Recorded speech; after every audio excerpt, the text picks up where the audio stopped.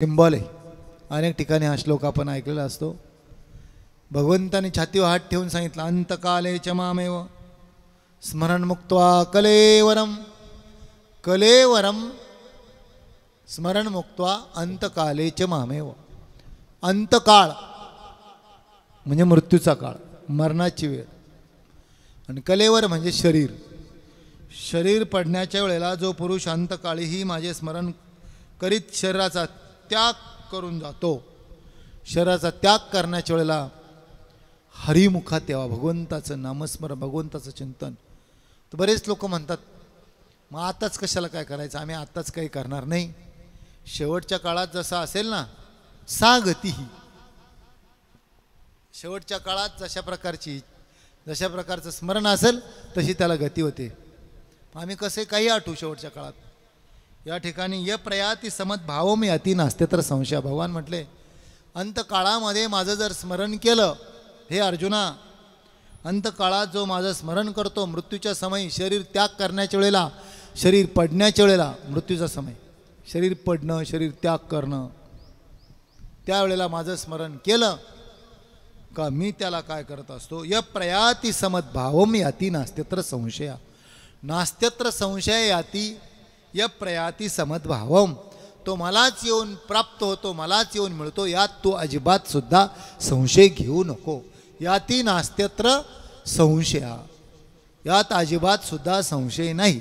कधी?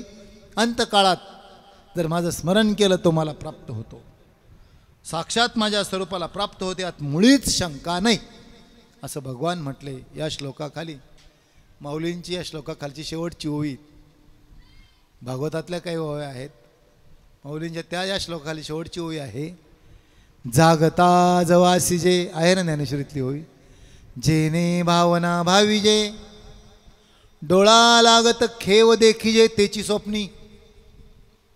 या ओवीचं चिंतन असं आहे, जागता जवासी, जागता जागता म्हणजे आपण जागे ना, आता जागता जागता ज्या विषयाचं आपण चिंतन करू, ज्या विषयाचं आपण स्मरण करू, डोळा लागत खेव देखिजे तेची स्वप्ने. डोळा लागला म्हणजे सुषुप्तीत गेलो, झोप लागली का तेच स्वप्नात येतं. आपल्याला स्वप्न ही अवस्था आहे. जागृती, स्वप्न आणि सुषुप्ती या तीन काय आहेत? अवस्था आहे. जागृतीमध्ये ज्याचं चिंतन करू ते कोणत्या अवस्थेत? सुषुप्तीत गेलं मग एक विश्व आहे, स्वप्न अवस्थेतलं एक विश्व आहे, ते स्वप्न अवस्थेत येत असतं. जागता जागता ज्या विषयात चिंतन करू ते स्वप्नात येत असतं. तसं आयुष्यभर केलेल्या कर्माचा परिपाक म्हणजे शेवटचा दिवस असतो. याचं उत्तर या श्लोकात दिलंय. 6वा श्लोक सांगितला, यम यमवापि स्मरण भावम त्यजन्त्यन्ते कलेवरम. हा 6वा श्लोक आहे 8व्या अध्यायातला. तम तमेवैति कौन्तेय सदा तद्भाव भाविता यम यमवापि स्मरण भावम त्यजन्त्यन्ते कलेवरम. परत कलेवर शब्द आला, कलेवरम त्यजन्त्यन्ते यम यमवापि स्मरण भावम. कलेवरम त्यजन्त्यन्ते. कलेवर म्हणजे शरीर त्याग करण्याच्या वेळेला, शरीर पडण्याच्या वेळेला, शरीर टाकण्याच्या वेळेला. सरळ याचा आपल्या मराठीत अर्थ आहे मृत्यूच्या समयी, मृत्यूच्या वेळेला म्हणजेच मरणाच्या वेळेला. यम यम यम यम येवर अनुसार आहे बरं का. यम यम या शब्दाचा मराठीत अर्थ आहे जशी जशी, ज्या ज्या प्रकारची, ज्या ज्याप्रमाणे, जशी जशी, ज्या ज्याप्रमाणे. स्मरण या शब्दाचा अर्थ इच्छा, आकांक्षा, अपेक्षा, आठवण, वासना. स्मरण कळतं ना? स्मरण, स्मरण म्हणजे काय? अपेक्षा, इच्छा, वासना, आठवण. यम यमवापि स्मरण भावम त्यजन्त्यन्ते कलेवरम. यम यम म्हणजे जसजशी, ज्या ज्या प्रकारची इच्छा, ज्या ज्या प्रकारची आठवण, ज्या ज्या प्रकारची वासना. कधी? त्यजन्त्यन्ते कलेवरम. कलेवरम त्यजन्त्यन्ते.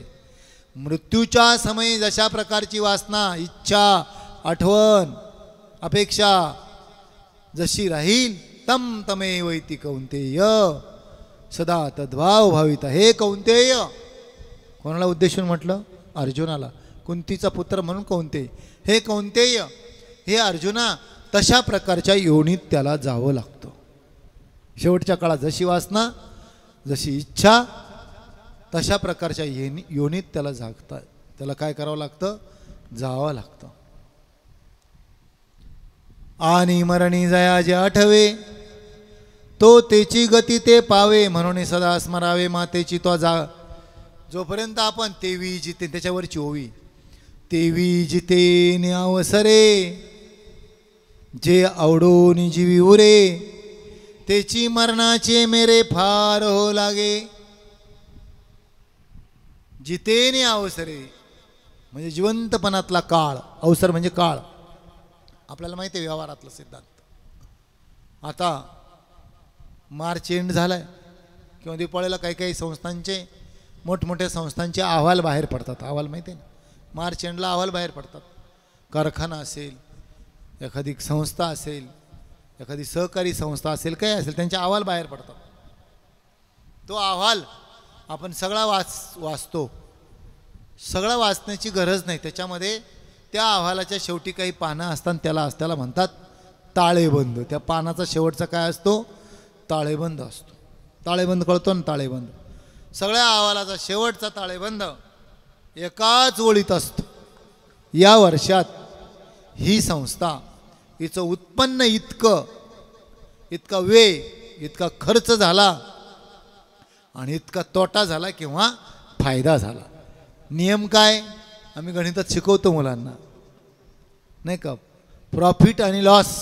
आता मॅथमॅटिक आलेले, प्रॉफिट अँड लॉस म्हणजे तोटा किंवा फायदा कधी होतो. त्याच्यामध्ये गणित आहेत, सूत्र असतं की ज्या वेळेला विक्रीची किंमत जास्त असते, विक्री वजा खरेदी, त्यावेळेस काय असतो? नफा. विक्री वजा खरेदी बरोबर काय? नफा. आणि खरेदी वजा विक्री बरोबर काय? तोटा. खरेदी वजा विक्री बरोबर तोटा. तसंच जीवनाचा ताळेबंद आहे. संस्थांचा ताळेबंद एकाच वाक्यात आलेला असतो की या वर्षात या संस्थेचं उत्पन्न किती, निचा खर्च किती, शिल्लक किती, तोट्यात किंवा फायद्यात. तसं आयुष्य आपली ही फॅक्टरी आहे.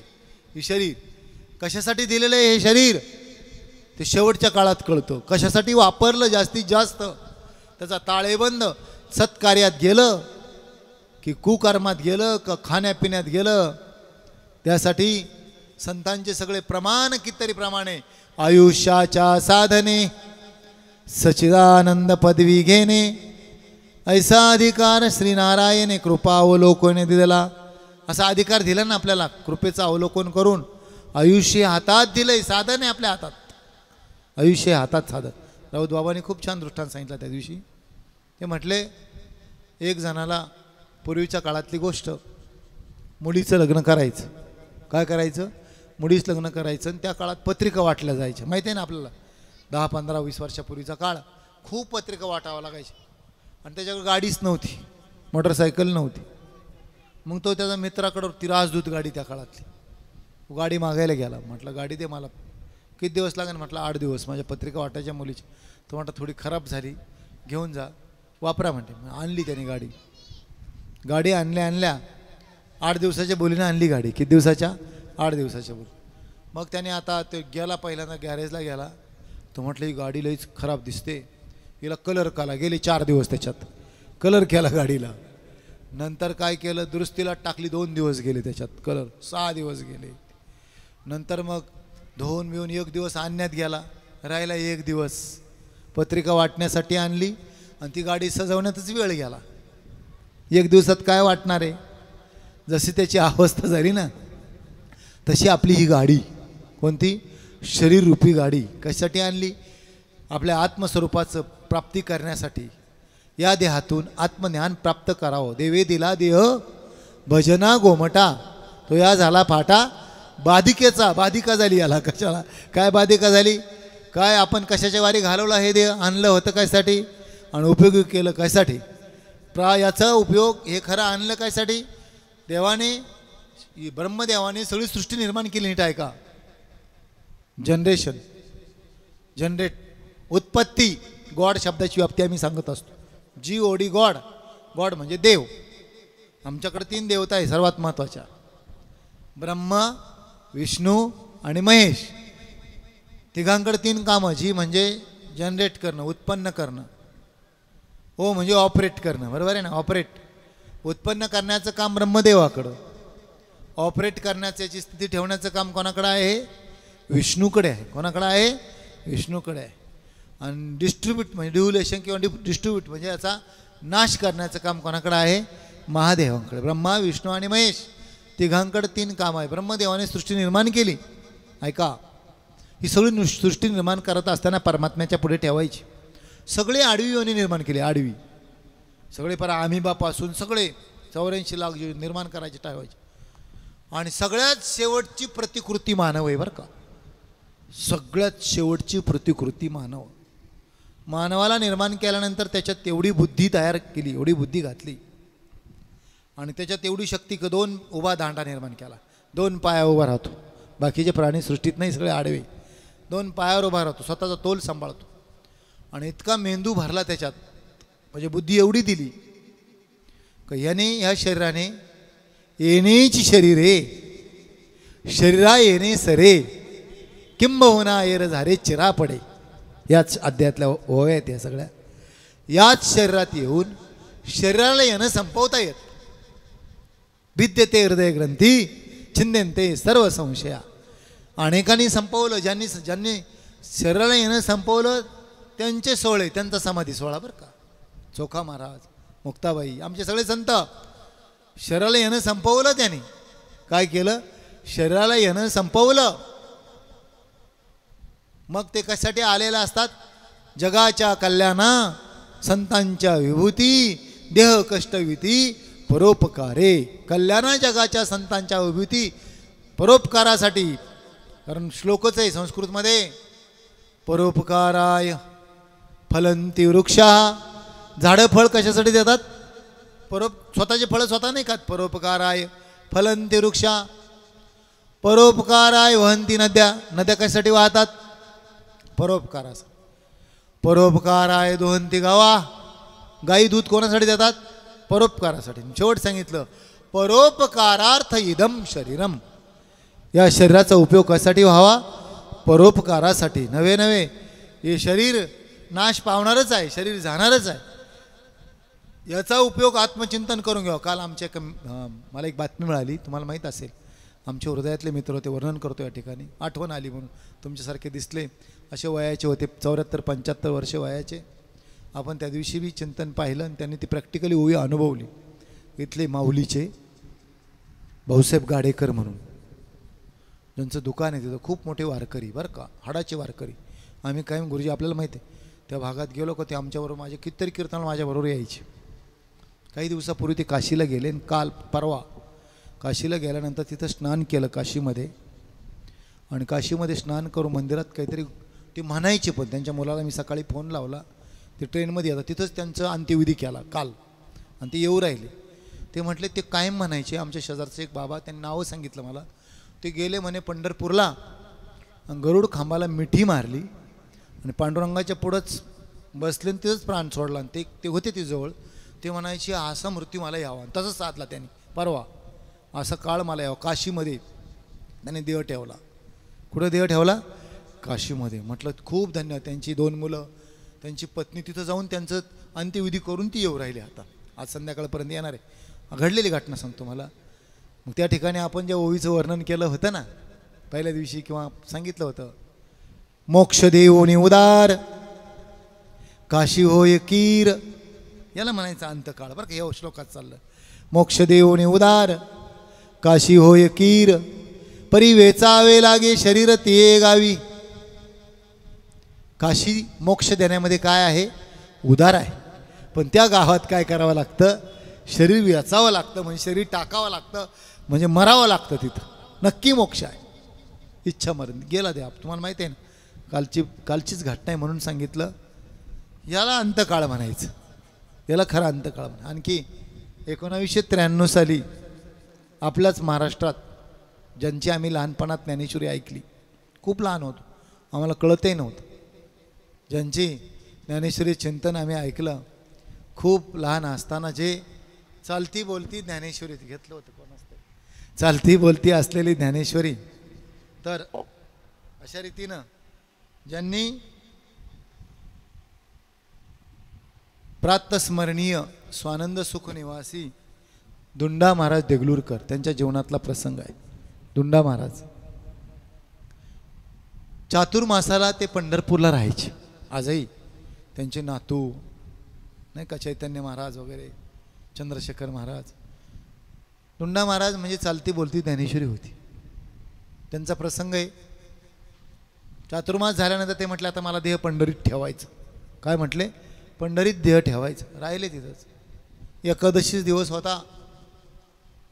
त्यांची पत्नी त्यांच्याबरोबर राहायची. अधिकार काय असतो? सानिध्याचा किती मोठा अधिकार असतो. खोलीत एका पत्नी. एखाद्या दिवशी रात्रभर भजन झालं. आता भजन रात्री 12-1 वाजता बंद करता, पहाटे काकडा असतो, पण त्या दिवशी रात्रभर भजन गेलं. सकाळी उठल्यानंतर सगळे वारकरी आईंकडे गेले. उठा उठा म्हटले. चला. आई म्हटल्या रात्रभर भजन झालं. ते म्हटले हो मला वाटतं बाबा गेले. हो म्हटले बाबा गेले. बाबा गेले असं ऐकल्यावर थोडंही विचलित नाही झाला. याला आत्मस्थितीवर पोचलेलं म्हणायचं. स्थिर असा आपल्यासारखा आंबरडा नाही पडला. काय नाही. त्या गेल्या कुंकवाचा करंडा घेतला. करंडा माहिती आहे ना तुम्हाला? पूर्वीच्या काळातली गोष्ट. 93ची गोष्ट सांगतोय. 1993ला घडलेली. आणि ज्या ठिकाणी बाबांचे सगळे लोक गीता चाललेली, ज्ञानेश्वरीचं पारायण, गीतेचं पारायण चालू, भजन झालेलं, त्या गेल्या बाबांचं दर्शन घेतलं आणि मोठं कुंकू लावलं. कुंकू लावलं मोठं आणि बाबांचं दर्शन घेतलं दुंडा महाराजांचं. काय म्हटलं? असं काय करता हो? आयुष्यभर मी साथ तुम्हाला दिली. आयुष्यभर साथ दिली. भगवान प्रभू रामचंद्र वनवासाला जात असताना सीतेला घेऊन गेले. तुम्ही मला टाकून जाऊ शकत नाही असं म्हटल्यान मांडी घातलीन प्राण सोडला. तिथेच काय केलं? घडलेली घटना आहे. मांडी घातलीन प्राण सोडला. त्या सह्याद्री चॅनलला 1993 साली दाखवलं होतं. दोघांचा अंत्यविधी वाळवंटात केला.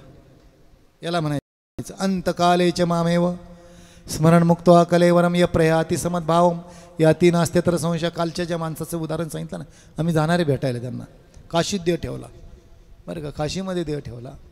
आपले बाबा हे भाऊराव महाराज जाधव. आम्ही वारीच्या वेळेला त्यांचं वर्णन केलं.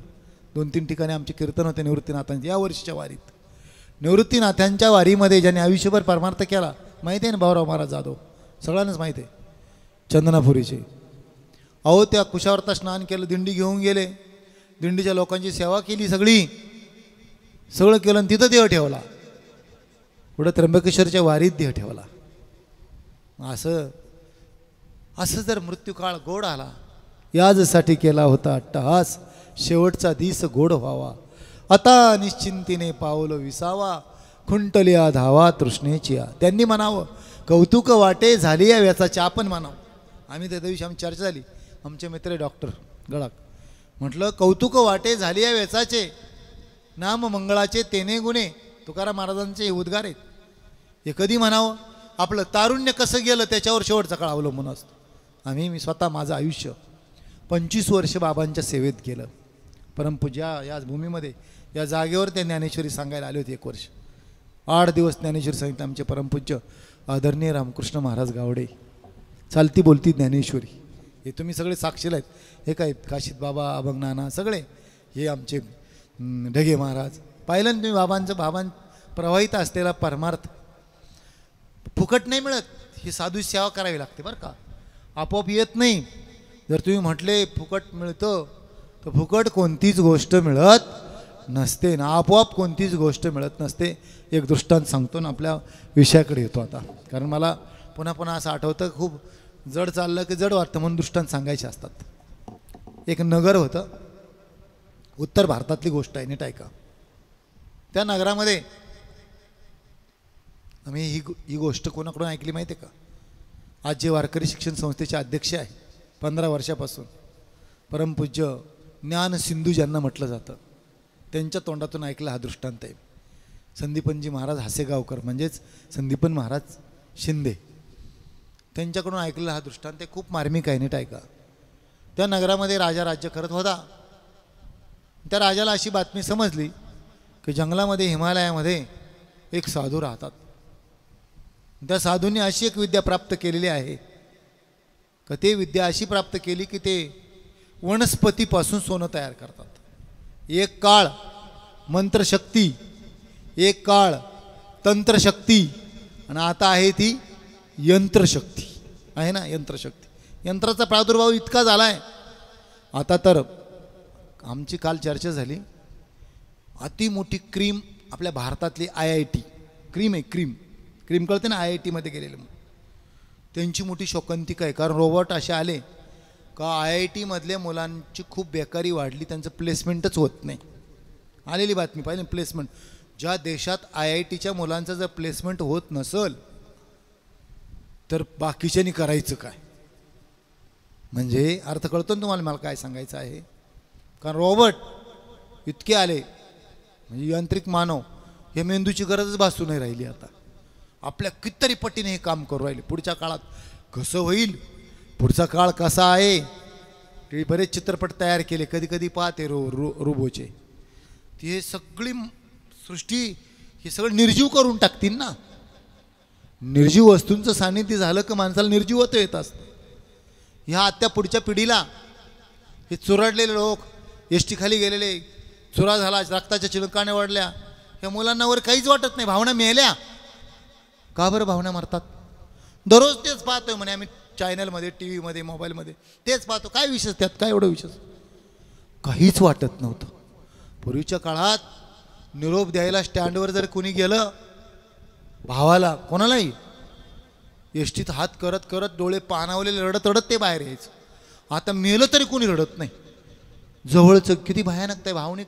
भावना शून्यता ज्यावेळेस समाजामध्ये येत असते ना, भावनिकता संपली जाते, भावनिक विकास ज्यावेळेस नसतो त्यावेळेस तो समाज निष्ठुर, निर्दयी, यांत्रिक मानवासारखा झालेला असतो। आपलं गोष्ट सांगत होतो ऐका, यंत्रशक्ती, आता हे यंत्रशक्ती, मध्या काळात तंत्र आहेत ना, तंत्रविद्या आहे। तंत्रविद्या जर नसती तर काहीच, जर फारच घमेंड जिरवायची असताना बुद्धीची, त्याने अभ्यासा महर्षी कणाद यांचं शास्त्र आहे वैशेषिक, सगळे संशोधन त्यात आहे। मंत्रशक्ती, तानसेन, गवई, अकबर राजाच्या दरबारातले इतका उच्च कोटीचे राग आळवायचे, जर मेघ मल्हार राग आळवला तर ढग गोळा व्हायचे। आमच्या राऊत सरांनी एक मागे व्हिडिओ टाकला होता, खूप गोड गायन करत होते, कोणता राग होता मला नाही माहिती तो, पण तिथं मोर आले होते ना, मोर आले होते, येतात। ही ताकद आहे या संगीतामधली, साधी गोष्ट सांगतो मला, ह्या मंत्रांमधली इतकी ताकद असते, संगीतामध्ये फार मोठी ताकद आहे। हार्ट बीट्स म्हणतात, हृदयाची स्पंदनं जागृत करण्याची ताकद आहे।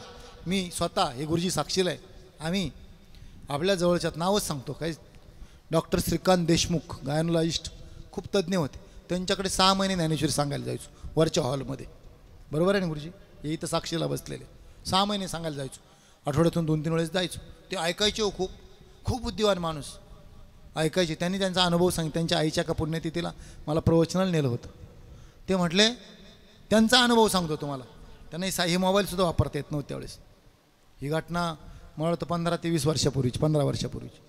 ते म्हटले मला अटॅक येत होता, त्यांनी सांगितलं, त्या काळात चन्नापुरीचा हा घाट छोटासा रोडचा घाट होता, जुना घाट, रात्रीचा अटॅक यायला, त्यांचा अनुभव त्यांनी सांगितला, सगळ्यांना सांगतो ऐका।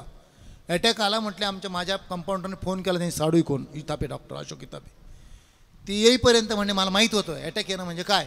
त्या काळात फिलिप्सचा टेप, त्यात भीमसेन जोशींच्या कॅसेट टाकल्या आलापाच्या, म्हटले मी सांगितलं पटकन, मला तिथपर्यंत कळत होतं, म्हटलं त्या कॅसेट टाका, आणि तो टेप माझ्या हृदयाला लावला, आलाप उच्च कोटीचे आलाप होते, हृदयाला लावायला सांगितलं, म्हटलं हृदयाला लावला, मला उचललं, मी टेप सोडला नाही म्हणे, अटॅक येत होता मला, मी कोमात चाललो होते, मला कळत होतं, पण टेप तसंच धरून राहिलो, मला गाडीत उचललं, मला कळत होतं सगळं, गाडीत उचलून टाकलं, रात्रीचं घाटातून नेलं, टेपचे ते आलापाने, त्या गायनाच्या ताकदीमुळे, त्या संगीताच्या ताकदीमुळे घाट चढून गेला, मी उठून बसलो, म्हटले काय बसलो, त्यांचा अनुभव सांगतो, अनुभव सांगायचे असतात, उठून बसलो, म्हटले पुण्याला नेलं, माझं कार्डिओलॉजी सगळं केलं, रिपोर्ट नील आले।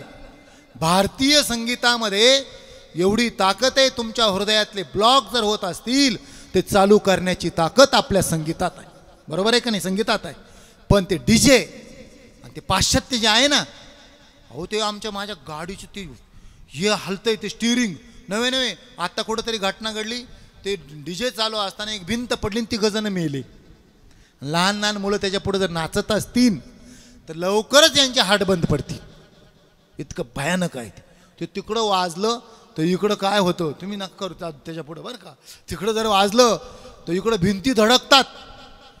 आणि ते लग्नामध्ये ते पुरीन बायान लहान लहान मुलं भूतासारखे नाचतात त्याच्या पुढं, लवकर मरतील बरं का. खरंच सांगतो तुम्हाला, वस्तुस्थिती आहे. चॉकअप होतात त्या, व्हेन चॉकअप करण्याची ताकद त्याच्यात. आणि व्हेन जागृत कर म्हणून अटॅक, हे मेलं ते मेलं, दररोज एक बातमी दररोज एक बातमी. कशाचे परिणाम आहेत? आहार शुद्ध नाही. किती खातो इथं तरी सांगा त्या आचारानं, तेल मसाले कमी टाकत चला. काय खावं, काय किती जिभेसाठी नाही खावं, काही गटारीत भरतात जिभेसाठी, जणू का आपल्या पोटाचा उकिरडा केला. काय खावं? पूर्वीच्या काळात 2 थेंब तेलच मिळायचं, तेलसुद्धा, म्हणून त्यांची प्रकृती सुदृढ होती, चांगली होती. आता कमी वया डायबिटीस. का बरं? लहान लहान मुलाला डायबिटीस, ही कल्पना आहे का नाही? आणि 21 वर्ष, मी आता मागच्या वर्षी 4 प्रवचन केले 25 वर्षाच्या आतल्या मुलांची अटॅकने गेलेले. का बरं? काय परिणाम, कशाचे परिणाम आहे? तुमची आहार विहार ही पद्धती बदलली. 6व्या अध्याय झालं आपलं चिंतन. युक्त आहार विहारस्य युक्त चष्टस्य कर्मसु युक्त स्वप्नावबोधस्य योगभवते, हे सगळं वर्णन आहे. चला आपल्याला सांगायचं होतं, यंत्रशक्तीच्या नादी लागू नका. तंत्रशक्ती होती, तानसेन गायला जर लागले तर दीपराग जर गायला तर दिवे लागत होते आपोआप. मेघ मल्हार गायला तर ढग गोळा होत होते. आहे का नाही ताकद? फार मोठी ताकद. अहो अंतकरण फोडण्याची ताकद गायनात आहे. आमचे डॉक्टर बाबा आमच्या वडिलांच्या पुण्यस्मरणात म्हटले होते आम्हाला जे सांगण्यासाठी, जो खूप तुमच्या हृदयावर पोहोचवण्यासाठी खूप आटापिटा करावा लागतो, ते गायनातून सहज आपल्या हृदयापर्यंत प्रविष्ट होत असतं. पण ते गायन संतांचं वाङ्मय असावं. आजचे गाणे गाणारे तुम्हाला भावनिक बनवतात, पण आत्मज्ञानाकडे नाही नेऊ शकणार. भावनिकता वेगळी ना आत्मज्ञानाकडचा प्रवास वेगळा. भावनिकता, आई निघाली बाप निघाला, आमच्याच मोठमोठ्या वारकरी संप्रदायातल्या मोठमोठ्या लोकांनी ती प्रघात सुरू केला. आणि लोकांना असं वाटतं की कीर्तन म्हणजे तेच. रात्रीचं कीर्तन कसं असावं ही मर्यादा. मोठे माऊली म्हणजे चालते ते चालते ज्ञानाचे बिंब, तयाचे अवयव सुखाचे कोंब. कोणाचा नामनिर्देश नाही, कोणाचा. आमच्या अर्धा तास स्तुती करताच जातो. अनेकांची स्तुती आम्हा ब्रह्महत्या. कारण काय, यांचं साठलोटं असतं, तारखा घेण्यासाठी स्तुती करावी लागते. वस्तुस्थिती आहे ना बरं का, असंच आहे. मग त्यांनी म्हणायचो त्यांचे ठरलेले मंडळ असतात बरं का. नाही हाच महाराज पाहिजे, हेच काय गातोय, कशाचं गातो कशाचं काय. समाजाची अवनती आहे. कुठंतरी आपल्याला ह्या गोष्टी कळायला पाहिजे, म्हणून सांगायची वेळ येते. आपला विषय चालला होता मंत्रशक्ती, तंत्रशक्ती आणि यंत्रशक्ती. अशी मंत्रशक्ती होती त्या साधू महाराजांकडे का त्या मंत्रातून वनस्पतीपासून सोनं तयार. ही बातमी राजाला कळाली. फुकट कोणतीच गोष्ट मिळत नसते, ह्या सिद्धांतापासून आपण दूर चाललो. हा सिद्धांत मांडायचा सगळ्यात महत्त्वाचा. राजाने थेट जंगलात प्रवेश केला. जंगलात गेले, जंगलात जाऊन पाय धरले साधूची, पाय धरले. खरा जर साधू असताना, खरा साधू बरं का, नीट ऐका. आता काय बाबा, आता काय सांगायचं साधू तो. खऱ्या साधूला राजाश्रय मिळणं, खूप गर्दीत जाणं, हे मरणप्राय यातना असतात. खऱ्या साधूची लक्षणं माऊलींनी सांगितले. बहु एकांतावरी प्रीती. प्रीती म्हणजे आवड. काय आवडतो त्यांना? एकांत आवडतो. सदा जनपदाची खंती. कशाची खंती करतात ते? जनपदात. लोकांत नको वाटतो. किंबहुना मूर्ती ज्ञानाची, तो ज्ञानाची मूर्ती ज्याला एकांत आवडतो. वाचस्पतीचे ने पाडे, सर्वज्ञता जरी जोडे, तरी मैमे भेनेदडे वेडीवे माझी. वेडेपणाचं पांघरून घेतलं असतं. वाचस्पतीपेक्षा जरी विद्वान जरी असला, ते मोठेपणासाठी मैमे भेनेदडे वेडीवे माझी. उगाच लागतील पाटी, करीतील हिंपुटी. ह्या सगळ्या ओव्या ज्ञानाची लक्षणं सांगणाऱ्या. आपल्याला कुठं बसते काय बसते, आपली आपली पट्टी आपल्याला लावायची, दुसऱ्याला नाही लावायची. कधीच रमायचं नसतं. कारण खूप लोकांतात खूप बुजबुज होणं, खूप लोकांतात कौतुक होणं, आणि खूप लोकांनी मोठमोठे ते काय 1000 10,000चे हार जर घातले आणि महाराजाची छाती फुगली तर समजायचे खोटा महाराज बरं का. खोटा महाराज, खरंच ना फुगतो महाराज, वा वा ताईटच होतो, फार ताईट होतं, वा वा वा वा. अरे फुगलं ते भात्यासारखं महाराज. अरे हा हार घालणारे उद्या तुला शिवाय देणार हे कळालं पाहिजे बरं का. ही जे लोक स्तुती करत असतात ना तेच निंदा करत असतात. निंदे ते नेगे स्तुती ते नस लागे, निंदा स्तुती करून एके पांती. ही ज्यांची धाव इकडे गेली ना त्यांना हारही काय वाटत नाही, खाली बसलंही काय वाटत नाही आणि काहीच नाही. ते लाटणं होत असतं. बाबांनी त्याची सांगितलं ना ताईट असं लाटणं होत असतं. रात्रीचे एवढे मोठे वारकरी शिक्षण संस्थेतल्या आदरवी आहेत कुरेकर बाबांच्या नंतर बरं का. आज सगळा वारकरी संप्रदाय ज्यांच्याकडं शांती ब्रह्म एक उघडं ब्रह्म म्हणून पाहतं ते मोठे माऊली या ठिकाणी येऊन गेले. महात्मा येऊन गेला ना ती जागा पवित्र होत असते. खरंच ती जागा आपोआप पवित्र होत असते. खूप मोठं. अहो आम्ही पाया पडलो तर त्यांनी खाली पसरून पाया पडावं याच्यापेक्षा काय मोठेपणा. आणि जर महाराज असा ताईट नाही नाही एक तर व्हिडिओ असा आला होता नाही सांगत बरं का, असा आला की ते असं ताईटचे ताईट बसलं आणि त्याच्या पुढं पांडुरंगाची आरती चालू आहे. तुम्हाला सांगतो तो व्हिडिओ. कमी वयाचं पोरगं इथे बरं का, फक्त गाण्याने उठलेलं. चला आपल्याला काय सांगायचं. असं जर असेल तर परमार्थ वारकरी संप्रदाय कुठं चालला. म्हणून काळाला आचारशील माणसांची खूप पोपटपंची करण्यापेक्षा आचारवंतांची खूप गरज आहे. तर त्या साधूला विक्षेप वाटला. राजा आला म्हणजे विक्षेप झाला. काय करावं, कशासाठी आलात महाराज. त्यांनी सांगितलं महाराज मी याच्यासाठी आलोय. राजा एकटा दुटा येत नाही. राजा असा नाही त्या तुकडोजी महाराजांच्या कवितेसारखा म्हणा वाटते. आता म्हणू का बरं का. राजा सजी महाली सौख्य कधी मिळाली, ती सर्व प्राप्त झाली या झोपडीत माझ्या. भूमीवरी पडावे ताऱ्यांकडे पहावे, प्रभू नाम नित्य गावे या झोपडीत माझ्या. पहारे आणि तिजोऱ्या त्यातून होती चोऱ्या, दारास नाही दोऱ्या या झोपडीत माझ्या. येता तरी सुखे या जाता तरी सुखे जा, कोणावरी नाही बोजा या झोपडीत माझ्या. महाली मऊ बिछाने कंदील श्यामदाने, आम्हा जमीन माने या झोपडीत माझ्या. जाता तया महाला मज्जा व शब्द आला, भीतीन यावयाला या झोपडीत माझ्या. गोड असं शेवटचं कडवं होतं त्यातलं. पाहुनी सौख्य माते देवेंद्र तोही लाजे, शांती सदा विराजे या झोपडीत माझ्या. तुकडोजी महाराज म्हणतात माझं सुख पाहून इंद्रदेवाला सुद्धा लाज वाटावी. कारण का शांती सदा विराजे या झोपडीत माझ्या. फार मोठा बंगला असतो तो खायला उठतो बरं का. शांती जर नसेल तर काहीच उपयोग नाही. घर कसं आहे, आपल्याकडे उपचाराची साधनं कशी आहे, याच्यापेक्षा आपली अंतकरणाची अवस्था कशी आहे ही फार महत्त्वाची असते. साधू महात्म्याने सांगितलं महाराज अशी विद्या काय मला येत नाही. ती जर येत असती तर मी झोपडीत कशाला राहिलो असतो. मी कशाला माधुकरीचं अन्न खाल्लं असतं.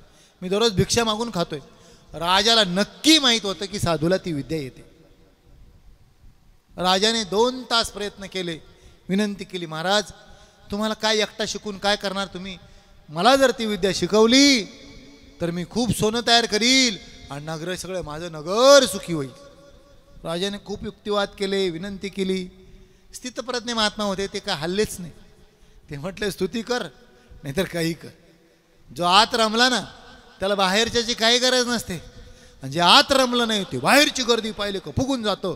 मला स्टेजवर यावं, माझे पोरं स्टेजवर यावे, सगळ्यांनी स्टेजवर यावं. हे न रमल्याची लक्षणं आहेत.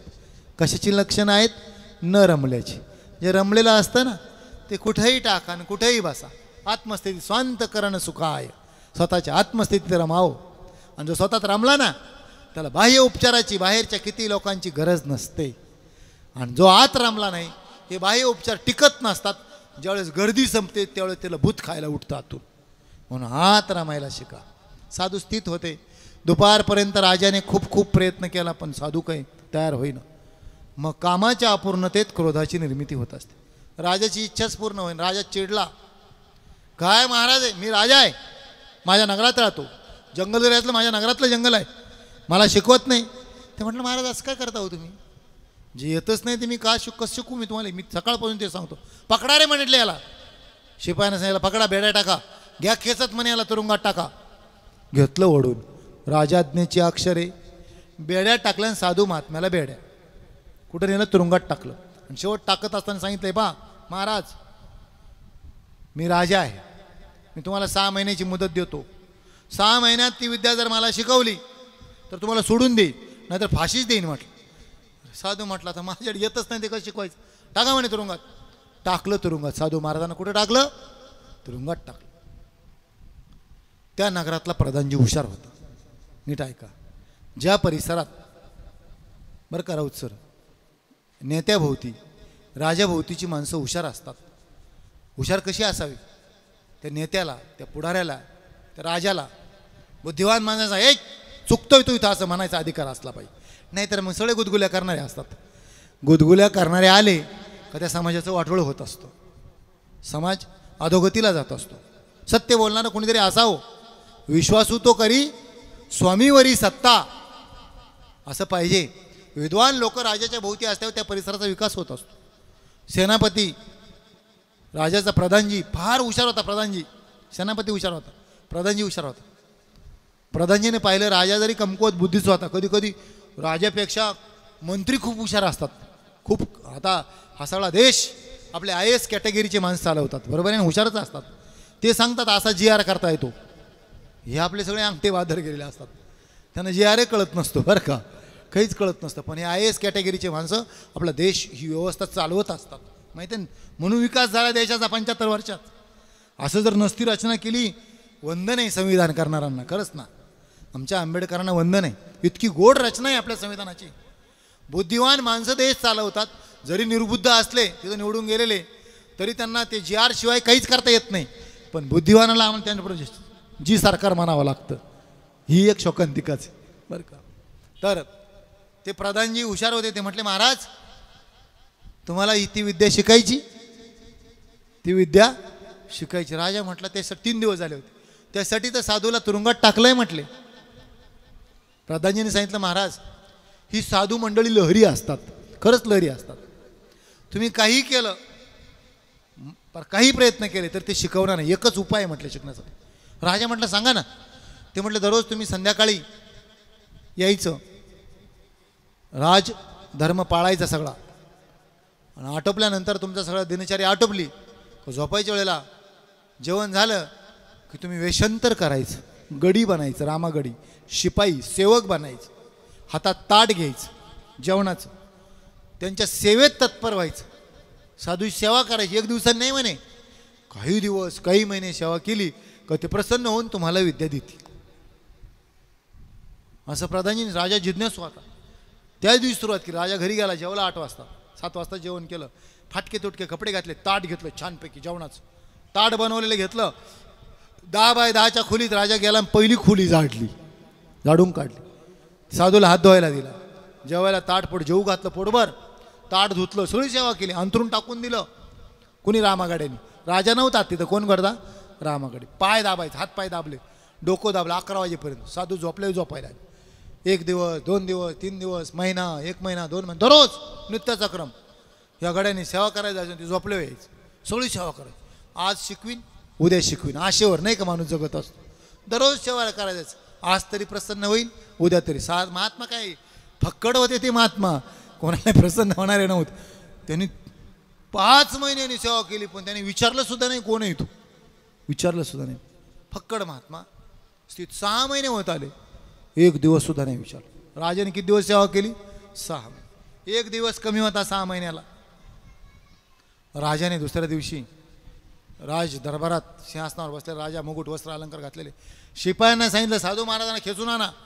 पुढं आणलं बेड्यांमध्ये, सांगितलं महाराज शिकवता ती विद्या, 1 दिवस कमी, तुम्हाला 6 महिन्याची मुदत दिली होती. ते म्हटले महाराज असं काय करता हो, मी 6 महिन्यापूर्वी तेच सांगत होतं, जे मला येत नाही ते मी शिकू शकत नाही. ठीक आहे, तुम्ही नाही शिकत ना ते विद्या. न्यायाधीशाला सांगितलं लिहून घ्या म्हणे, यांना उद्या सकाळी ठीक 7 वाजता फाशीची शिक्षा. राजा आज्ञेची अक्षरे प्रमाण शिक्का पडला 7 वाजता त्यांना काय होती फाशी शिक्षा. फाशी देऊन टाक, काय उपयोग आहे, शिकवत नाही तर उपयोग काय. दुसऱ्या दिवशी फाशी होती 7 वाजता. साधू म्हण जा म्हणे आजच्या दिवस टाका तुरुंगात. साधू महाराजाला तुरुंगात टाकलं. दुपारी साधू महाराज जेवणाची इच्छा संपली, खोलीत चक्रा मारायला लागले इकडून तिकडं. का बरं, उद्या इहलोकाची यात्रा संपायची भीती नव्हती त्यांना. मरणाची भीती काय फक्कड महात्म्याला, आत्मज्ञानावर पोहोचलेल्या महात्म्याला काय मरणाची भीती. मरणाची भीती नव्हती, परंतु त्यांना वाटत होतं आपण खूप कष्टाने सायासाने प्राप्त केलेली विद्या कधीच जाऊ नये बरं का. म्हणून या ठिकाणी गीता सांगायला होतो आम्ही. आमच्या बाबांकडून गुरुच्या ऋणातून उतराई होण्यासाठी यायचं असतं.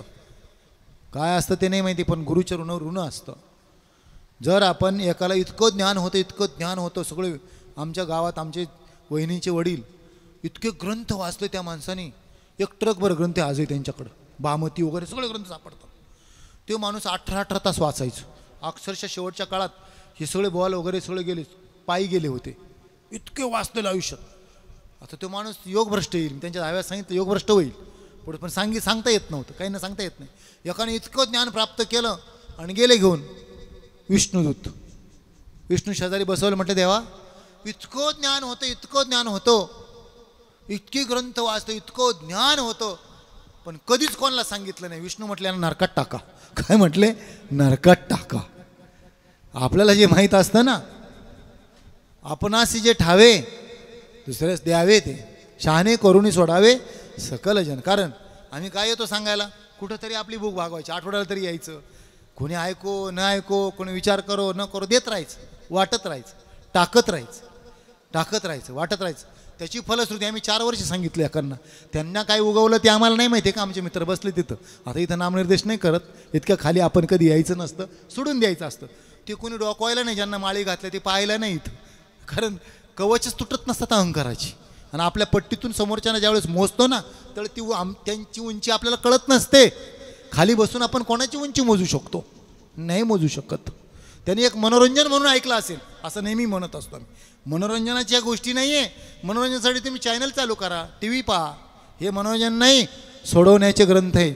4 वर्ष पतंजली योग समितीत आम्ही ज्ञानेश्वरी सांगितली, पण असं म्हणायच नाही व्हायला गेली. आपलं प्रवाहित राहत असतं. साठलेलं पाणी ते पिण्यायोग्य नसतं, प्रवाहित राहिलेलं पाणी पिण्यायोग्य राहत असतं. तर चला, अस्वस्थ झाले साधू महाराज, खोली चक्रा मारायला लागले. इकडून तिकडं चक्रा मारत असताना काय वाटायला लागले त्यांना, कोणाकडे करावे ज्ञान सुपूर्द, कोणाकडे करावं. कधी 8 वाजतात, कधी रामागडी येतो, वाट पाहायला लागले. ज्यांनी 6 महिने सेवा केली होती. गीता सांगते 4थ्या अध्यायातले श्लोक गेले आपले. तद्विद्धी प्रणिपातेन परिप्रश्नेन सेवया.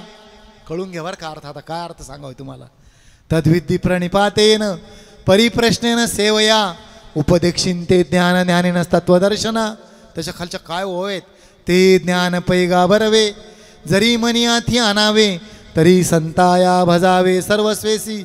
जे ज्ञानाचा कुरुठा तेत सेवा हा दारवंटा. जो स्वाधीन करी सुभटा ओळगोनी तनु म्हणू जीवे. चरणासी लागावे अगरवता करावे दास्य सकल मग अपेक्षित जे आपुले. ते सांगती पुशिता भले जेने अंतकरण बोधले संकल्पानये. या होय ज्ञानेश्वरी. तिथला उंबरटा आहे कोणता, सेवा हा तिथला दारवंट आहे. तो ओळगावा, उंबरटा झिजवावा. खूप सेवा केली का मग मेवा मिळतो. राऊत सर बरोबर आहे ना, त्यांचा पिंड आहे सेवेचा, आम्ही पाहिलं डोळ्याने. सेवा केली का आनंदित, सेवेतला माणूस आनंदी असतो. सगळ्यात महत्त्वाचं, ज्ञान जर असलं आणि सेवा जर नसली त्याला घमेंड येते. 5 लिटर दूध प्याला आणि व्यायामच नाही केला बुळकांडी लागते बरं का. दूध पिऊन व्यायाम ज्याने केला त्याला पचनी पडतं, तसं ज्ञान प्राप्त करून ज्याच्याकडे सेवा असते ना त्याला ज्ञान पचनी पडतं. नाहीतर मग अहंकाराची गोठी, खूप अहंकार होतं, ताठतं, ते ताठर होत असतं. ज्ञानाने काय होत असतं, थोडं काही 4 चाली आल्या करी तर डोलाच चालतो, छाती काढून चालतो. आणि थोडंच 4 वेळा पाठ केला आणि एखाद्याने थोडं पाठ केलं का अहंकार येत असतो. तसं साधू महाराज खोलीत चक्रा मारायला 8 वाजले. हे ताट घेऊन आला रामाकडे नित्याचक्रमाने. ताट खाली ठेवलं. सकाळपासून जेवले नव्हते साधू महाराज, याची वाट पाहत होते कधी येईल. आल्या पहिल्यांदा मिठी मारली त्याला, गड्याला. कोणाला, रामागडाला मिठी मारली आणि सांगितलं, अरे 6 महिने तू माझी खूप सेवा केली रे. मी झोपल्यावर तू झोपत होता, जात होता, माझं खोली झाडून घेतली, माझे हात धुवायला दिले, माझं डोकं दाबलं, दररोज झोपी लावलं, झोपायला जात होता. मी तुला 6 महिने एक दिवस सुद्धा विचारलं नाही तुझ्या घरी कोण कोण कोण आहे. तो म्हटलं, माझी पत्नी 2 मुलं आहेत. कशासाठी येतो माझ्या सेवेला? मला आनंद मिळतो. आणि हा राजा तुमच्या सेवेचे 100 रुपये महिन्यात, पण 100 रुपये मला महत्त्वाचे नाही, मी आनंदासाठी येतो. कशासाठी येतो? आनंद मिळतो. तुमच्या सेवा केली, तुम्ही झोपले ना, मला घरी गेल्यावर शांत झोप लागते. तुम्ही तृप्त झालात तर माझी तृप्ती होत असते. इतके प्रसन्न झाले साधू महाराज. सांगितलं, बैस, अहो जेवून घ्या ना. जेवण म्हटले. हा राजा इतका वाईट आहे म्हटलं इथला. कोण म्हणतात? साधू महाराज. म्हटलं इतका वाईट आहे, त्याने मला फाशीची शिक्षा दिली, उद्या मी फासावर जाणार. ह्या लोकांचा निरोप घ्या, मला दुःख नाही, पण मी खूप कष्टाने विद्या मिळवली रे म्हणे. मी तुला सुपूर्द करतो, तुझ्याकडे देतो म्हटले ती विद्या. कंदी वनस्पतीपासून सोनं तयार करायची विद्या तुझ्याकडे देतो, तुझ्याकडे सुपूर्द करतो. पण ऐक, तुला एक दंडक करतो. हेही दंडक मानला पाहिजे. फुकट दिलं का त्याचं मूल्य कळत नसतं बरं का. हे पाकिटांचं सोडून द्या इथला भाग बरं का. तर ते म्हटलं, मी तुला फुकट कोण सेवा घ्यावी, फुकट कोणाला देऊ नको म्हटले. विनाकारण जर दिली तर त्याचं काही ते सांडी विखुरी गेले, ते काहीच त्याचं मूल्य होत नाही, मूल्यांकन होत नाही. किती मोठा किती भारी माल जर असला, आमचं तसं होतंय, पण पॅकिंगच नाही, काहीच नसतं, पॅकिंग भारी, वा वा वा बरं का. असंच आहे बरं का, असंच असतं की काही खपतं, पॅकिंग असते, काही खपतं. पॅकिंग नसली का काहीच जात नसतं, खरा मालही जात नसतो. तर त्याने सांगितलं, अशी विद्या तुला देतो, तुझ्या जीवनाचं सोनं होऊन जाईल. वनस्पतीपासून सोनं तयार करायची विद्या तुला शिकवतो, फुकट कोणाला देऊ नको, मी जाताना तुझ्याकडे ठेवून जातो. आणि त्याने 1 तासात ती विद्या त्याला शिकवली. कोणाला? रामागड्याला. आनंदित झाले दोघं. आणि मग परत दुःखही झालं. जेवाना म्हटलं, जेवाना. जेवले थोडं, काही काळजी करू नको, मी उद्या जाणार आहे म्हटले, राजा मला फाशी देणार आहे. दोघांनी मिठी मारली, डोळ्यात पाणी आलं. 12-1 वाजता झोपायला गेले. सकाळी 6 वाजता राजा सिंहासनावर बसला. वेशभूषा केल्यावर राजा ओळखू येत नव्हता बरं का, हे ध्यानात ठेवा. राजा सिंहासनावर बसला. 7 वाजता फाशी शिक्षा होती साधू महाराजाला. आणि साधू महाराजाला समोर आणलं 6 वाजता. सांगितलं, महाराज अजून तुमच्या शिक्षेला 1 तास वेळ आहे. 7 वाजता शिक्षा आहे, किती वेळ आहे? 1 तास वेळ. अजूनही ती विद्या जर मला शिकवत जर असलात तर मी काढलेलं फरमान रद्द करू शकतो. फरमान म्हणजे कळतं ना, तुम्हाला फाशी शिक्षा दिलेली आहे, ते फरमान मी रद्द करू शकतो, तुम्ही मला ती विद्या शिकवता. साधू महाराजांचं उत्तर तेच, महाराज पुन्हा पुन्हा पुन्हा पुन्हा 6 महिने मी तुम्हाला तेच सांगतो. अहो महाराज, जे मला येत नाही ते मी कसं शिकू तुम्हाला? राजा स्थिर झाला. राजाने साजूच्या दृष्टीकडे दृष्टी टाकली. सांगितलं, महाराज तुम्हाला येत नाही? नाही येत म्हटले. मग असं करा म्हटले, आता मी खाली उतरतो, मी बसतो खाली, तुम्ही माझ्याकडे या, मी ती विद्या तुम्हाला मी शिकवतो म्हटले. कोण म्हटला? राजा म्हटला. नीट ऐका, सिद्धांत सांगायचा आपल्याला मार्मिक. राजा म्हटला, ती विद्या मी तुम्हाला शिकवतो. कोण म्हटला? राजा. सिंहासनावर बसलेला राजा साधू महाराजांना म्हटला. आणि साधू महाराजांनी दिलेलं उत्तर अतिशय मार्मिक आहे. साधू महाराजांनी नजरेला नजर दिली. ते म्हटले, ते संभाजी राजे होते, छावा होते. औरंगजेबाकडे नजरेला नजर देणारा पहिला भेटला तर आमचा छावा, पण सगळ्यात घाण फितुरीने गेला आमचा छावा. ही आपल्या समाजाला आजही, आत्ताही, या क्षणाला भाऊबंदकी आणि फितुरी ही सर्वात मोठी कीड आहे आपल्या मराठी समाजाला. सर्वात मोठी कीड आहे, कीड आहे फितुरकी, भाऊबंदकी. स्वार्थासाठी कुठं पळतील, कुठं जातील, काय करतील, स्वार्थासाठी आमच्या राजांचा छावा घालवला. खरंच ना, फितुरकी. कळतं ना तुम्हाला भाषा? वाचा कधीतरी ती कादंबरी. तर त्यांनी सांगितलं, नजरेला नजर दिली राजाच्या. कोणी? साधू महाराजांनी सांगितलं, महाराज करारी आवाजात सांगितलं, महाराज ती विद्या जरी तुम्ही मला शिकवत असाल, मला शिकवताना ती वनस्पतीपासून सोनं तयार करायची विद्या, सोनं तयार करायची विद्या, ती विद्या मला जरी शिकवत असाल, महाराज. कोण म्हणतोय? साधू महाराज राजाला म्हणतोय. अहो महाराज, ती प्राप्त करण्यासाठी तुम्ही कुठेतरी घासली असेल, अशी दम देऊन ती मिळवलेली नसेल.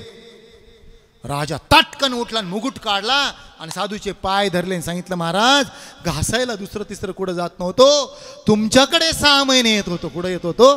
तुमच्याकडे 6 महिने येत होतो आणि तुमच्याकडेच ती विद्या शिकलो. साधू महाराजांनी सांगितलं, महाराज असं काही समजू नका मी तुम्हाला ओळखलं नव्हतं. सगळ्या खुणा कळलेल्या असतात. जर साधी वनस्पतीपासून तयार करायची विद्या प्राप्त करण्यासाठी जर एवढी घासावी लागत असेल तर आपल्याला जेवणाची सोडवणूक करायची आहे, ते किती अभ्यास एप्पे समर्थोसी मत्कर्म परमो भव. किंवा काय तुकाराम महाराजांचा खूप गोड अभंग आहे, करिता अभ्यास तुका म्हणे असाध्य ते साध्य कारण अभ्यास. ऐका अभंग आहे, त्या सिंबॉल आहे मोठा, असाध्य ते साध्य करिता सायास कारण अभ्यास तुका म्हणे. एकच कारण आहे त्याला, काय? अभ्यास. मग आता आपल्याला अभ्यास म्हणजे काय? ऐका नीट. आता आठवले, आज दृष्टांत जास्त आठवतात, कारण बऱ्याचांचा असं आलं की खूप खोल होतं म्हटले. अभ्यास म्हणजे तरी काय? अभ्यास म्हणजे आपल्याला अशी संकल्पना झाली, हे पोरा उठ कर अभ्यास, त्याने पुस्तक घेऊन नुसतं डोळ्यासमोर घेऊन वाचित बसणे, यालाच अभ्यास म्हणतो. अशी संकल्पना सगळ्यांची झाली, माझी तुमची सगळ्यांची. अभ्यास म्हणजे वाचित बसणे एवढाच अभ्यास आहे ना, असंच असा अर्थ नाही आहे. नीट ऐका, अभ्यास म्हणजे काय? एक महान फार दृष्टांत सांगतो तुम्हाला. आपल्या सगळ्यांना माहीत आहे, अमेरिकेचे पहिले प्रेसिडेंट अब्राहम लिंकन ज्यांचं नाव आहे, माहीत आहे ना, ज्यांनी लोकशाहीची व्याख्या केली. खरंच लोकशाहीची व्याख्या ज्यांनी केली, for the people, to the people, by the people. कळतो ना अर्थ याचा? मराठीत काय आहे माहिती आहे ना? For the people, to the people, by the people. लोकांनी लोकांच्यासाठी, लोकांकडून चालवलेलं राज्य म्हणजे लोकशाही. ही अब्राहम लिंकन यांची व्याख्या आहे. काय? लोकांनी लोकांच्यासाठी, लोकांकडून चालवलेलं राज्य म्हणजे काय? लोकशाही. आताची नाही कल्पना सांगायची आपल्याला. चला, आपला विषय चालला होता त्यांचं बालपण, त्यांचं चरित्र वाचत असताना खूप, आई इतकी दरिद्री होती त्यांची, इतकी गरिबी होती. आई 14 लोकांच्या घरी भांडे घासायला जायची दररोज आणि त्यांना शिकवायची, उदरनिर्वाह करायची, भांडे घासायचं काम करायची त्यांची आई. अब्राहम अशी बुद्धी होती अलौकिक, लहानपणातच कळतं, मुलाचे पाय पाळण्यात दिसतात. जिज्ञासू वृत्ती. वर्गात शिक्षकांनी शिकवलं का काही प्रश्न विचारणार अब्राहम, काही प्रश्न विचारणार. 6वीच्या वर्गात शिकत होता. कितवीच्या वर्गात? 6वीच्या वर्गात. शिक्षकांनी शिकवलं आणि त्या दिवशीचं काहीच समजलं नाही, म्हणून अब्राहमने त्याच धड्यातले प्रश्न शिक्षकांना विचारलं. सर ही काय आहे? इंग्रजीतला संवाद आहे. शिक्षकाच्या घरी भांडण झालं होतं बरं का. ते म्हटलं बाईच खाली, काय विचारतो सारखं सारखं. त्याची जिज्ञासा दाबली, खाली बसलं. ते दिवसभर मन नाही लागलं कशावरच, काय शिकवलं चित्तवृत्तीच नव्हती तिथं. इतका उदास चेहरा पडलेला. घरी आल्या आल्या आईला लगेच कळतं मुलगा. आई कामावर आणली, त्याला मिठी मारली, काय रे बाळा काय झालं आज, काहून उदास? काय काय नाही म्हटलं. काय झालं सांग मला. आई धडा शिकवलाय मला, पण मला काहीच नाही कळाला. आई अशिक्षित होती. ती म्हटली बाळा मी तुला शिकविल उद्या, आज माझं काम होतं, आज थकले खूप, उद्या थोडं काम पटकन आवरून मी येईल आणि तुला मी शिकविल, काळजी करू नको. त्याला बरं वाटलं. आईवर निष्ठा होती, श्रद्धा होती. आई दुसऱ्या दिवशी काम करून आली. हा घरी घाई आला. आई मला धडा शिकव ना. हा म्हटली चल. काम आटोपलं सगळं. आईने त्याला जवळ घेतलं आणि जवळ घेतल्यानंतर आईने सांगितलं काढ धडा, काढ. 13 क्रमांकाचा धडा होता, इंग्रजीतला धडा. हो काढ म्हटली.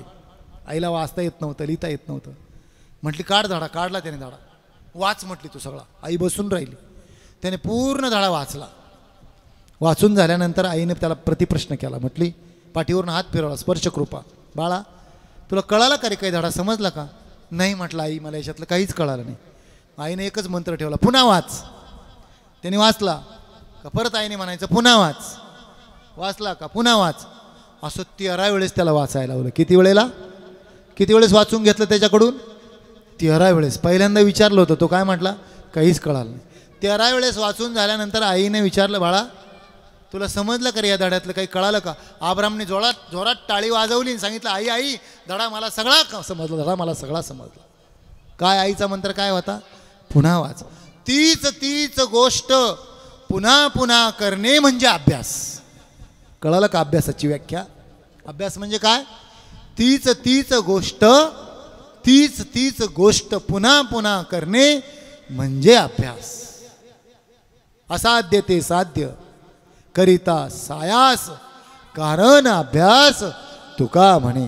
असाध्य असली गोष्ट ओली मुळी भेदी खडकाचे मूळ. झाडाची करंगळी एवढी मुळी असते, खडकाला छिद्र पाडून जाते डोंगराला. पहा बरं. कारण अभ्यास तुका म्हणे. तिळा बचनाग पचविती कारण अभ्यास तुका म्हणे.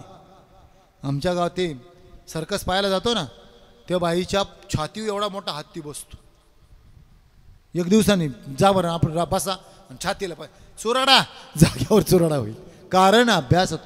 लहानपणात त्या बछड्यापासून त्यांनी सुरुवात केलेली असते. एक दिवसाने येत नसतं. कोणतीही गोष्ट एक दिवसाने आपल्याला दिसतं. आपण सगळे कौतुक करतो, यशाचं कौतुक करतो, कळसाचं कौतुक करतो, पण त्याने झटलेलं किती असतं, घासलेलं किती असतं, खपलेलं किती असतं याचं कोणीच विचार करत नाही. एक गोष्ट आली होती, कारण व्हॉट्सअपला काही काही खूप चांगलं येतं. ज्यांनी मोनालिसाचं चित्र केलं माहिती आहे ना तुम्हाला, चित्रकार आपल्याला येतं झाडांमध्ये, परदेशीच खूप आपल्याकडे बरं का. मोनालिसाचं ज्यांनी चित्र काढलं खूप छान, तो चित्रकार एक व्याख्यान द्यायला गेला अमेरिकेमध्ये. व्याख्यान देत असताना एक बाई ते व्याख्यान ऐकायला आली होती, जिला अन्नाची खूप गरज होती. अन्नाची गरज असल्यामुळे ती त्या ठिकाणी आलेली. आणि त्या व्याख्यानाचं व्याख्यान संपल्यानंतर ती गेली पळत, पाय धरले, म्हटले मला थोडं चित्र, मला उदाहरण एवढं चित्र द्या ना काढून. आता गर्दी इतकी होती, सळलो गर्दीत. त्याने काहीच नाही, खाली एक पडलेली चिटरी होती बोटभर एवढी. या अर्ध्या मिनिटात ते चित्र काढलं. चित्र धर म्हटलं, $4-5 येतील, तुझं उदयनराव साधारण होऊन जाईल. ती चिटोरी घेतली, चित्र काढलं. किती मिनिटात काढलं? अर्ध्या मिनिटात. ते चित्राकडे पाहत बसली. म्हटली हे कोण खातं, कोण घेतं, फेकून द्यावं तिला वाटलं. पण जाऊ दे, आता दिलंयच, एवढ्या गर्दीत घुसले, चेपले पाय, चपाटून निघाले, आता दिलंयच तर बाजारात मांडून पाहावं म्हणून ते चित्र बाजारात मांडलं. त्याच्यावर धाड पडली. ते विकता विकता $1,600 विकलं. केवढ्याला विकलं? $1,600. ती तर अचंबितच झाली. ती म्हटली अर्ध्या मिनिटात एवढं काढलेलं चित्र केवढ्याला विकलं? $1,600 विकलं. अचंबित झाली. तिचं कितीतरी दिवसाचं उदरनिर्वाह नाही, कितीतरी दिवसाचं भूक भागली. तुझ्या डोक्यात एकच विचार, त्या साधूला, त्या महात्म्याला, त्या चित्रकाराला भेटायचं आणि त्याचं शिष्य व्हायचं. बऱ्याच जणांना असं वाटतं बरं का. असं काय अलौकिक पाहिलं का असंच वाटत असतं बऱ्याच ठिकाणी. असं मला वाटतं, तुम्हाला वाटतं, बऱ्याच वेळा असं वाटतं बरं का. स्टेजवर पाहिलं की आपणही असं व्हावं असं वाटतं. तिला वाटलं व्हायचंच. कशासाठी? काय पैसा आहे. म्हटली एक चिठोरी अर्ध्या मिनिटाची $1,600 देते, याचं शिष्यत्व झाल्यावर मला काय बंगले, काय ऐश्वर येईन, भोगवात बरं का. ती शोधत राहिली, कुठे येतोय कुठे येतोय. तिला शोध लागला. 4 महिन्यांनी शेजारच्या नगरामध्ये त्यांचं व्याख्यान होतं. ही 2 दिवस अगोदर जाऊन हॉटेल बुक केलं, तिथं राहिली पुढंच बसली ऐकायला. चित्रकाराचं व्याख्यान झालं, चित्र काढून दाखवलं, सगळं झालं आणि जायला निघालं. गेली पळत आणि पायच धरले. म्हटले महाराज मागच्या वेळेला मी तुम्हाला भेटले, घाई गर्दीत मला एवढं चित्र काढून दिलं, उदरनिर्वाह साधन मला $1,600 मिळाले. बरं ठीक आहे म्हटले, इकडं लक्ष द्या बरं का. म्हटलं ठीक आहे, एवढं तुम्हाला झालं ना, मिटले ना आता साधन, सोडा मला. नाही सोडणार म्हटले. कशासाठी? मला तुमचं शिष्य व्हायचं. काय म्हटली? मला तुमचं शिष्य व्हायचं. का बरं? अर्ध्या मिनिटात काढलेलं चित्र जर एवढे पैसे देते तर मी शिष्य झाल्यावर मला किती श्रीमंत, मला शिष्य व्हायचं. त्यावेळेस त्या चित्रकाराने दिलेलं उत्तर ऐका. ते म्हटलं ताईसाहेब, तुम्हाला फक्त सुकृत दर्शनी मी फक्त अर्ध्या मिनिटात काढलेलं चिठोरीवरचं चित्र दिसलं, पण ते अर्ध्या मिनिटातलं चित्र काढण्यासाठी मी माझ्या वयाची 35 वर्ष खर्च केली. किती वर्ष खर्च केलेली आहेत? 35 वर्ष माझ्या वयाची खर्च केली. तितके वर्ष तुम्ही मला देत असाल तर तशा प्रकारचे चित्रकार होऊ शकाल. ते म्हटले आता माझं काही 10 गेले 5 राहिले बरं का. दृष्टांत संपला. सांगण्याचा इत्यर्थ, यशस्वी माणसं, शिखरावर चढलेली माणसं दिसत असतील, परंतु ती आयुष्यात 36 वर्ष खपलेली असतात, म्हणून 36 वर्ष सप्ताह होत असतो. किती खपावं लागतं. एक दिवसाने ही गोष्ट येत नसते, एक दिवसाने येत नसतं. कारण अभ्यास तुका म्हणे, कारण अभ्यास तुका म्हणे. आपलं खूप गोडा विषय होता. अंतकालेच मामेव स्मरण मुक्त्वा कलेवरम य प्रयाती समद्भावम याती नास्त्यत्र संशया यम यमो अपि स्मरण भावम त्यजन्त्यन्ते कलेवरम तम तमेव इति कौन्तेय सदा तद्भाव भावित. जशी इच्छा असेल शेवटच्या काळात, मृत्यूच्या समयी, देहपाताच्या वेळेला, तशा प्रकारच्या योनीत त्याला अर्जुना जावं लागतं. तेवी जितेने अवसरे, जितेने अवसरे, आयुष्यभराच्या जिवंतपणाच्या काळावरीत जे आवडवणी जी उरे, जे अतिशय आवडलेलं असतं ते उरत असतं, शिल्लक राहत असतं. त्याची मरणाची मेरे फार हो लागे. फार म्हणजे खूप जास्त होत असतं मृत्यूच्या समयी. आयुष्यभर ज्याची जास्त जी जास्त सगळ्यात जास्त आवड असेल ते शेवटच्या काळात आठवत असतं. जे आवडून जी उरे त्याची मरणाची मेरे फार हो लागे आणि मरणी जायाचे आठवे तो तेची गती ते पावे, म्हणून सदा स्मरावे मातेची. तो मरणाच्या वेळेस जशा प्रकारचा आठवेल तशा प्रकारची गती त्याला प्राप्त होत असते. म्हणून अर्जुना सतत तू माझं स्मरण कर. मी तुला सांगतो माझं स्मरण का कर. अंतकाळी जे मती, भागवतातली ओवी सपोर्टिंग ऐका, पुरवणी द्यायची असते. अंतकाळी जे मती, एकनाथी भागवत बरं का. अंतकाळात जशा प्रकारची बुद्धी, तेची प्राण्यांशी जान गती, प्राण्याला तशी गती प्राप्त होत असते. या लागी श्रीकृष्ण चित्ती अहोराती स्मरावा. म्हणून भगवान कृष्ण परमात्म्याचं रात्रंदिवस स्मरण करावं, स्मरण करावं. खरंच आपण भक्ती करावी, स्मरण करावं. कलियुगी उद्धार हरीच्या नामे. भगवत भक्तीशिवाय भगवंताच्या नाम साधने इतकी श्रेष्ठ साधना आजच्या काळात कोणतीच नाही, कोणतीच नाही. कर्म अति दुस्तर, ज्ञानमार्गसुद्धा कठीण आहे, कर्ममार्ग कठीण आहे. सर्वात सुलभ भक्ती मार्ग आहे. भक्तीतलं सर्वात सार आहे, गीतेतलं सगळ्यात मोठं सार. वेदरूपी गाय, तिचं दोन करून काढलेलं दूध म्हणजे उपनिषद. त्या दुधातलं सार मंथन करून, पहिल्या दिवशी सांगितलं आपण, मंथन करून तयार केलेलं लोण्याचा गोळा म्हणजे श्रीमद भगवद्गीता. त्या गीतेचंही मंथन केलं, ऐका नीट ऐका. गीतेवरही मंथन केलं शास्त्रकाराने, गीतेवर मंथन केलं. याच्यात मंथन आहे. आता आपण हे सांगतो, हे मंथनच एक प्रकारचं. मंथन म्हणजे कळतं ना, घुसळण. त्या गीतेवर घुसळण केलं.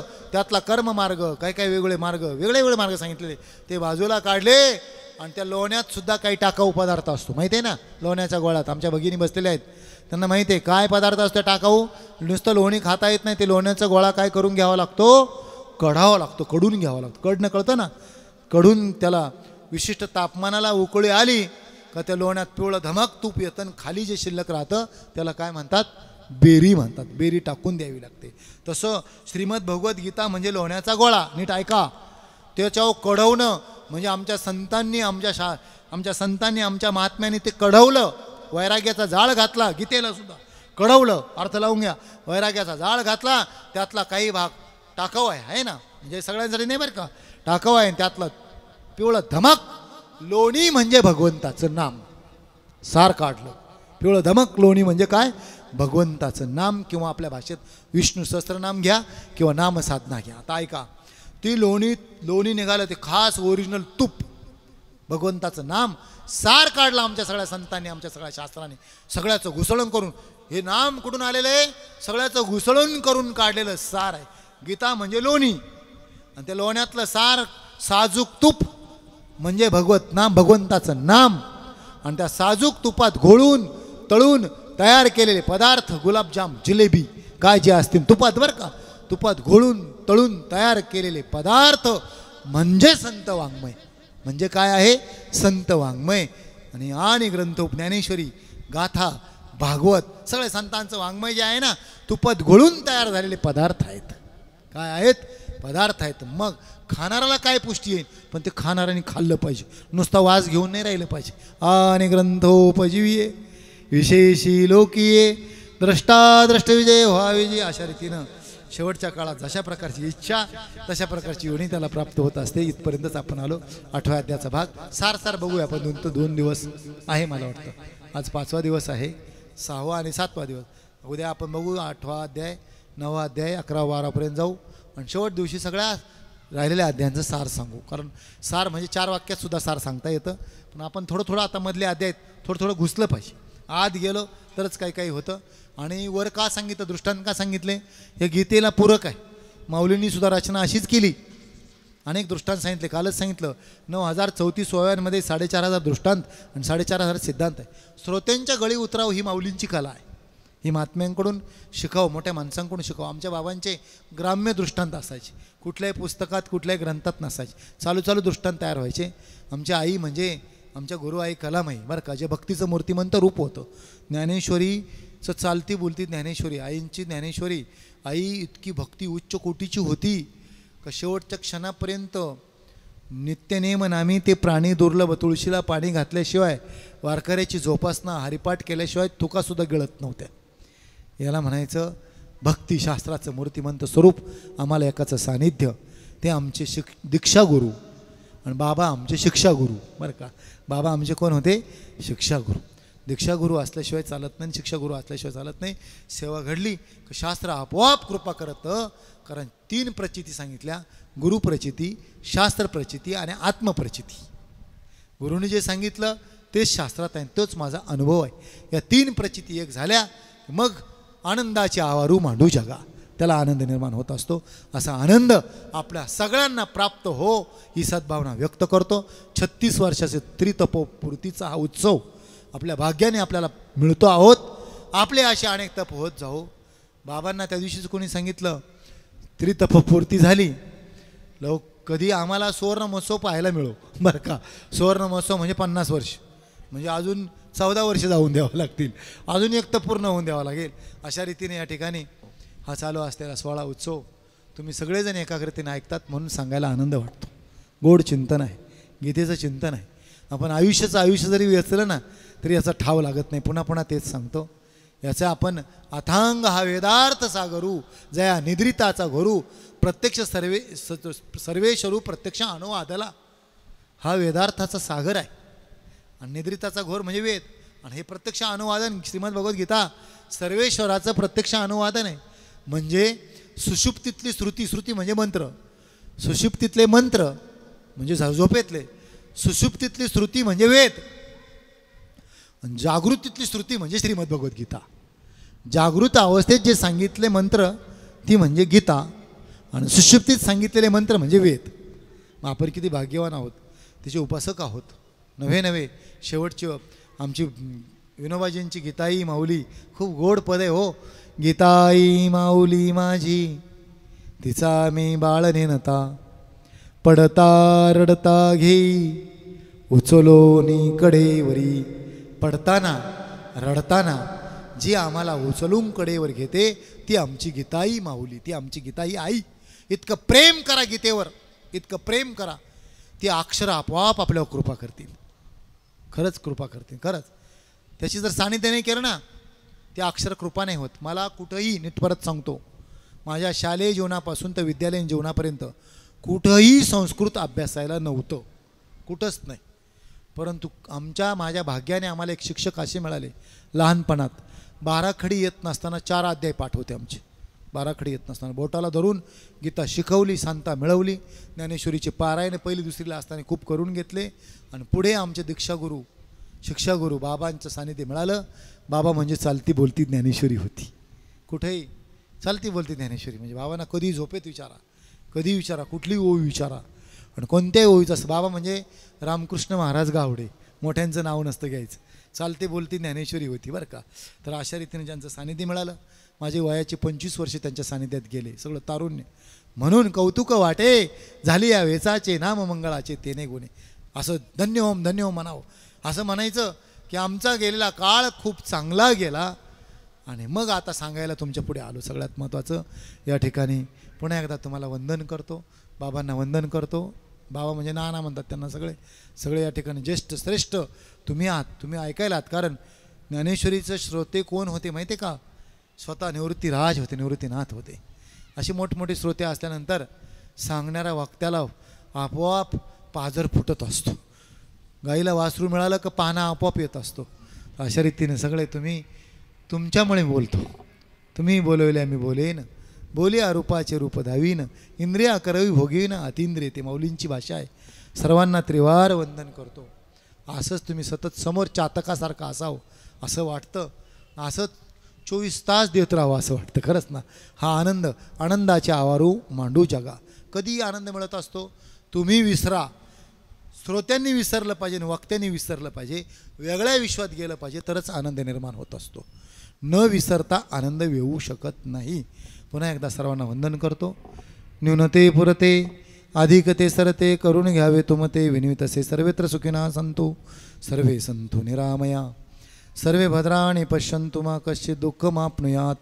पुंडलीक वरदे विठ्ठल श्री ज्ञानदेव तुकाराम पंढरीनाथ भगवान की जय. माऊली ज्ञानेश्वर महाराज की जय. जगद्गुरु तुकाराम महाराज की जय. विठ्ठल विठ्ठल विठ्ठल विठ्ठल. पुंडलीक वरदे विठ्ठल श्री ज्ञानदेव तुकाराम पंढरीनाथ भगवान की जय.